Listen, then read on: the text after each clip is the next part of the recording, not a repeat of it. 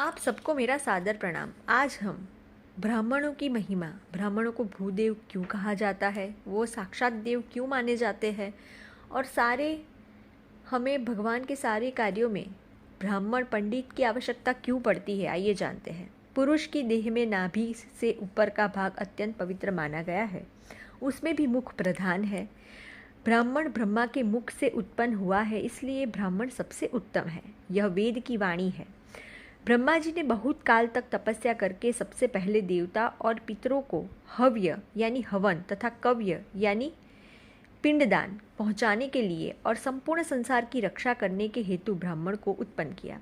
शिरोभाग से उत्पन्न होने और वेदों को धारण करने के कारण संपूर्ण संसार का स्वामी धर्मतः ब्राह्मण ही है। सब भूतों में प्राणी श्रेष्ठ हैं।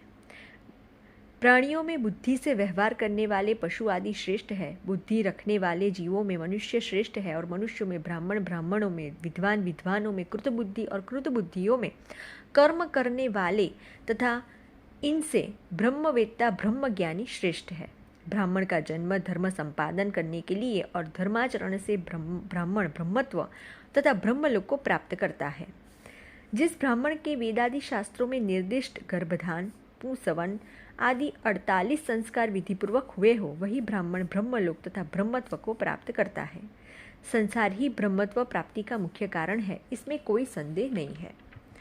वेदादि शास्त्रों में जिन संस्कारों का निर्देश हुआ है उनका मैं वर्णन करती हूँ, आइए जानते हैं। गर्भाधान, पुंसवन, सीमंतनयन, जात कर्म, नामकरण, अन्नप्राशन, चूड़ाकर्म, उपनयन, 4 प्रकार के वेद व्रत, वेद स्नान, विवाह, पंच महायज्ञ जिनसे देवता, पितरों, मनुष्य, भूत और ब्रह्मा की तृप्ति होती है, उसे पंच महायज्ञ बोला जाता है। सप्तपाक यज्ञ, संस्था, अष्टकादय, पावण, श्रावणी, आग्रहायणी, चैत्री तथा आश्वयुजी, सप्त वीर्यज्ञ, संस्था, अग्नायाधान, अग्निहोत्र, दर्श, पौर्णमास, चतुर्मास, निरूढ़, पशुबंधन, सौत्रामणि और सप्त सोम संस्था, अग्नियोष्टम, उकथ्य, षोडशी, वाजपेयी, अतिरात्र और आप्तोयार्म, ये 40 ब्राह्मण के संस्कार हैं। इनके साथ ही ब्राह्मण में 8 आत्मगुण भी अवश्य होने चाहिए, जिससे ब्राह्मण को ब्रह्म की प्राप्ति होती है। इस 8 गुण इस प्रकार है: अनसूया, दया, क्षमा, अनायास, मंगल, आकर्पणीय और शौच और अस्पृहा, ये 8 आत्मगुण हैं। ये 8 आत्मगुण की परिभाषा इस प्रकार है: गुणी के गुणों को न छिपाना अर्थात प्रकट करना, अपने गुणों को प्रकट न करना तथा दूसरों के दोषों को देखकर प्रसन्न न होना, ये अनसूया है। अपने पराये में, मित्र और शत्रु में अपने समान व्यवहार करना और दूसरों के दुख दूर करने की इच्छा रखना, यह दया है। मन, वचन अथवा शरीर से कोई दुख भी पहुंचाए तो उस पर क्रोध और वैर न करना शांति है। अभक्ष्य वस्तुओं का भक्षण न करना, निंदित पुरुषों का संग न करना और सदाचरण में स्थित रहना शौच कहा जाता है।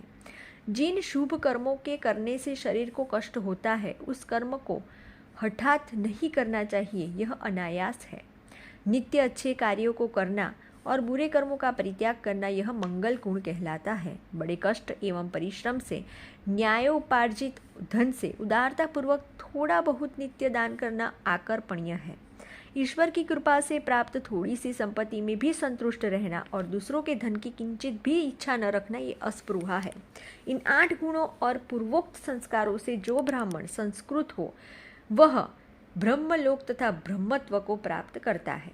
जिसकी गर्भ शुद्धि हो, सब संस्कार विधिवत संपन्न हुए हो और वह वर्णाश्रम धर्म का पालन करता हो, उसे अवश्य मुक्ति प्राप्त होती है। तीनों वर्णों में ब्राह्मण जन्म से प्रभु है। हव्य और कव्य सभी की रक्षा के लिए तपस्या के द्वारा ब्राह्मण की प्रथम सृष्टि की गई है।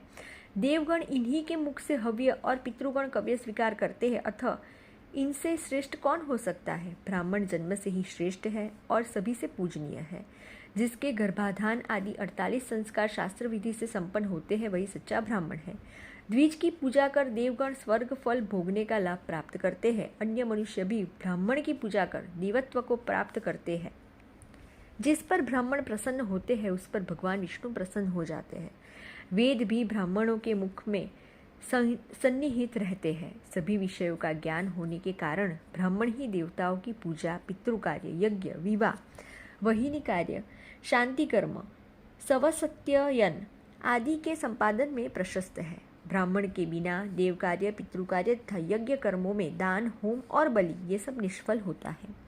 ब्राह्मण को देखकर श्रद्धापूर्वक अभिवादन करना चाहिए। उसके द्वारा कहे गए दीर्घायु भव शब्द से मनुष्य चिरंजीवी होता है।